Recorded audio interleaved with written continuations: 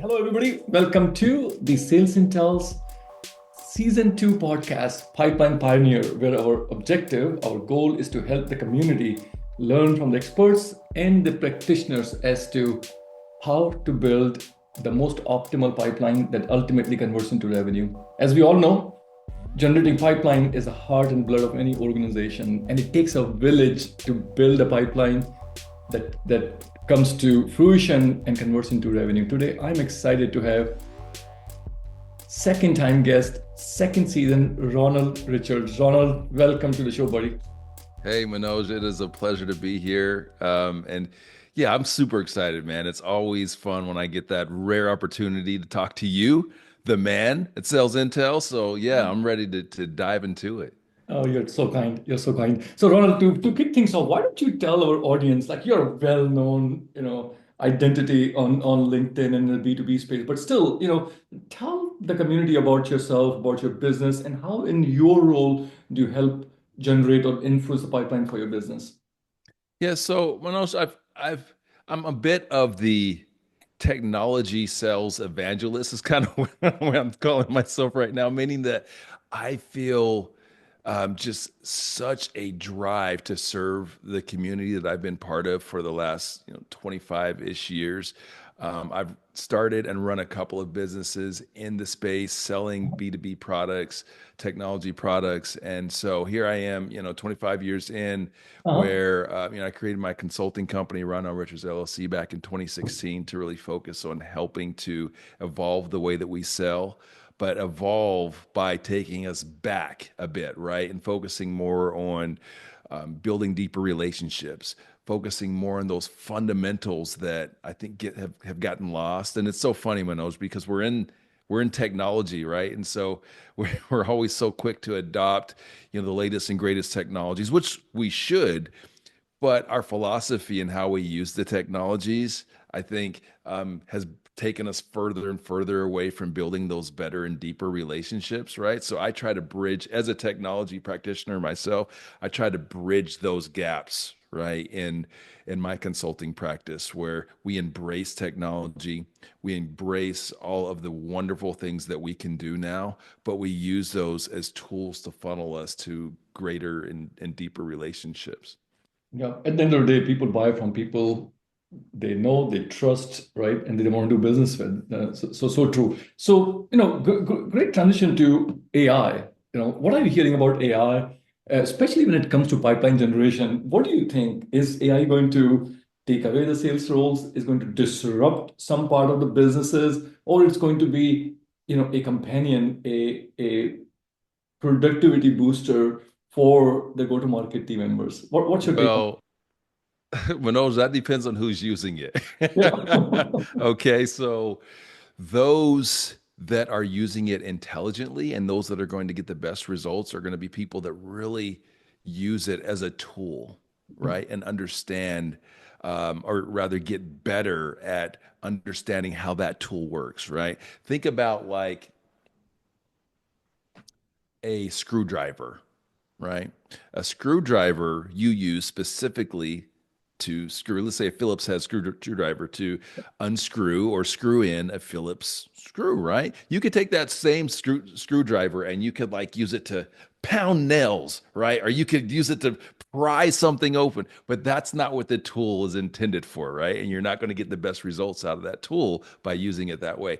I look at AI the exact same way. Like I use AI every single day. I have a very high respect for how to use it properly in a way to, again, to bridge us to deeper relationships. But it's increased my efficiency.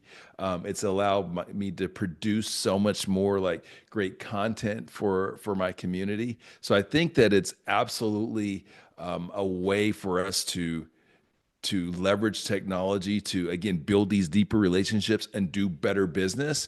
But it's also, for folks that are hacks out there, a way for them to just be lazy, right? But here's the thing. If you're using it to just be lazy, it shows.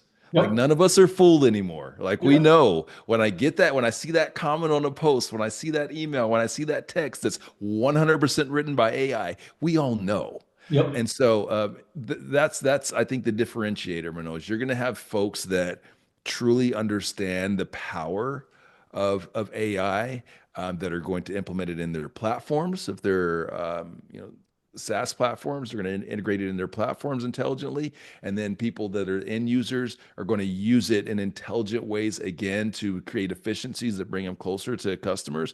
And then there's going to be the hacks that just use it because in ways to be lazy, and they're not going to get the results that they think that they're going to get. Yeah, no, I'm with you. I'm with you. So in the process of pipeline generation, you need a lot of pieces to come together. You need to figure out who your ICP is. You Yep. need to figure out what the message to give to those ICP, who's the buying persona, and what time do you give which message, which channel to pick. In all those activities, where do you think is the most optimal use of AI, or where are you seeing the tools, or where are you using and optimizing that use of AI to be more to make you be more productive? Yeah. So when I'm talking about the sales process, I'm always going to start with ICP. I think I can spend a whole day, and I have spent a whole day training people on ICP because I don't feel like we take enough time to really dive into not just who can buy our products or who we can do business with, but who we produce the very best outcomes for, who we produce the best outcomes for, and who are the very best for us and our business. So when we're talking about ICP, it has to be about super high alignment on both sides, right? AI can be such a powerful tool in analyzing the data and information that we have in order to create just a rock star ICP model, right? Like I believe in getting as detailed as possible and determining who it is that we want to target to do business with. So we want to know not just their buying behaviors, we want to know personality traits. I want to know as much information as possible Yeah. because I think that better informs us and how to do everything else that comes next. Yeah. Right. Like Manoj, you just mentioned like marketing and how to speak to that ICP. Well, when we do all the work to create the most holistic niche down ICP that we can, well, it just informs again everything else. Now we know exactly how it becomes easier to talk to that customer. We know what sort of verbiage to use. And AI can help to craft those messages, right? Yeah. Yeah. But again, the power is going to be in getting as specific as possible, and leveraging that technology, we can do that in ways that were just so much more difficult to do before. Yeah, you nailed it, Ronald. When I couldn't agree more with you. And second, to double down on that argument, it's so important to nail your ICP, because we all have limited resources. Whether you're a startup or a Yes. growth, what are they call it, like a startup or scale up, right? Yeah. The term that's going, or you're the large established enterprise. You are always limited with the resources that you have. So if you know your ICP, you know those limited resources you are using productively. And the thing I love about using AI for ICP determination is, it's so non-intrusive, because that's a data work that you're doing Yep. versus writing a content, copying and pasting from ChatGPT right away. So couldn't agree more with you. Well, now that we have figured out the ICP, we have nailed the messaging. What channels? How do we optimize your investments across different channels? So I'm going to share. You're a second time guest. You know the game here. You have 100 pennies, and your goal is to make sure that you are optimizing your. Let me just make sure I share my screen. You can see my screen, right, Arnold? I can. Yeah. Perfect. So the goal is this: you have 100 pennies, you have multiple channels. As we know, pipeline is generated through multiple channels, right? Distributing your pennies and see what works, doubling down on that. In 2025, where would you invest your pennies to generate the pipeline for your business? Ooh. Okay. Such a big question. So I'm going to say, because I'm a sales guy. So I'm always going to start with sales. Yes, you and I both, right? Should I to put 2 pennies in here, 20 pennies? We'll go two pennies in there. All right, let's do 20 and Actually, we're gonna go through three pennies in there. all right. You know what? We put our money where our mouth is. There we go. Yeah. Okay, and um, the next, I want. three pennies in customer. Love it. I love your focus. You always, have a thesis and you just double down on that. We'll see, Manoj, here's the reason for that. When I sit down with a new client and we start to talk about their business, and Right. everyone has the same question for me, how can we grow sales? Well, the first question I ask them is, what are we doing with our existing customers? The fastest way to new money is old money, right? So like it's not just going back and revisiting them and finding lost opportunities for lost revenue, but it's also about enabling them as advocates for our business so that we can use them as referral sources and implied referral sources to grow business faster. Because as we're out there selling, we spend 60 to 70% of our time just trying to establish credibility with the people that we're going to sell to. Our customers are a cheat code to getting credibility with other people, right? People that they know and that trust them. When they bring us into an opportunity, well, now we get that trust as well applied to us. Okay, so customer next, I'm gonna go partnership. All right. How many, Partnership. how many pennies will you put on Oh, partnership? I'm running out of pennies. Um, so I'm gonna say two. Okay. We are going to put 2 pennies in partnership. And that's just another way of generating great revenue, right? We're aligning with companies and individuals that we've got good alignment with, right? And it's a way of expediting the sales process, right? Because Yeah. we're leveraging Especially in them, an economy leveraging their like this, relationships. right? And especially like economy like this, where the partnership has already established the credibility, right? Some partner has already established the credibility and they're taking you in with them. Yep. Okay. I'm gonna go. This is hard, but community. We'll go a penny into community, Okay. and then we're gonna go one into to product.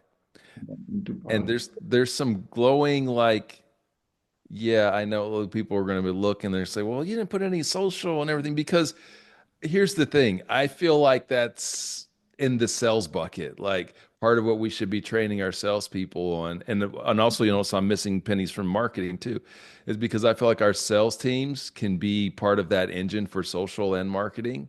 Yep.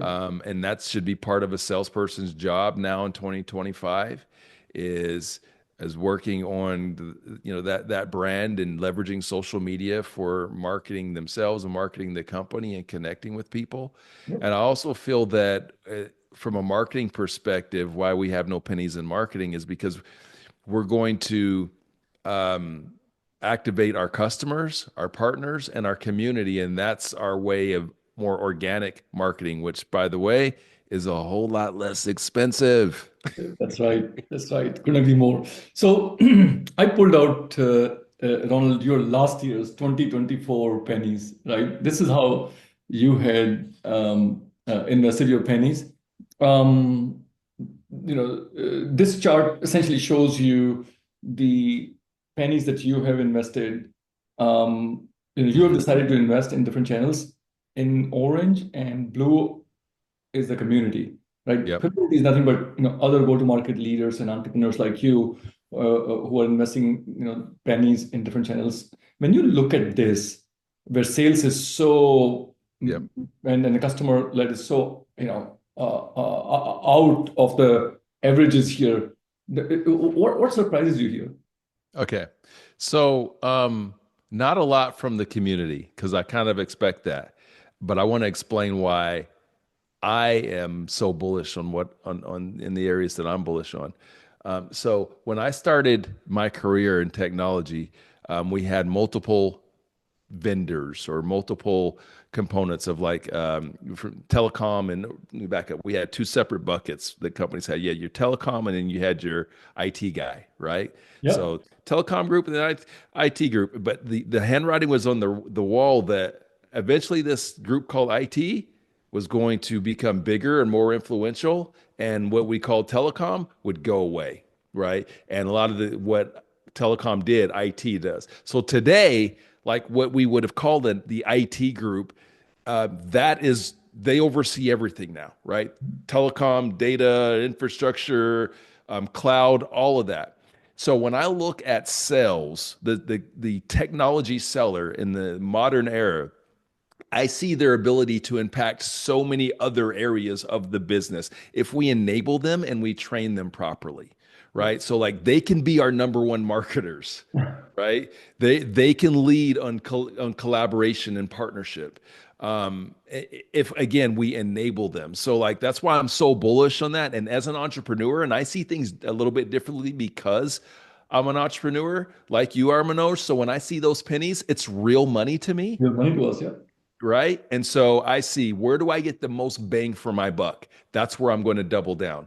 And the salesperson there on the front lines, and there's so many other pieces that they now touch that they didn't touch 15 years ago. 15 years ago, we wouldn't be having a conversation about salespeople and marketing, right? Yeah. But now, because of social, because of their ability to build brands that are extensions of our companies, they can be the top marketers in a company, right? So Yep. that's why I'm doubling down on that. The customer component, why I'm so much more bullish on that is, again, as I said earlier in this conversation, the fastest way to new money is old money. We Yep. don't do a great job at really getting the most share of wallet from our existing customers and leveraging them as business resources. We just always, or new business resources, we're always focused on getting the next customer, and we forget that database of customers that we already have. And I think that companies in this highly competitive environment that we're in right now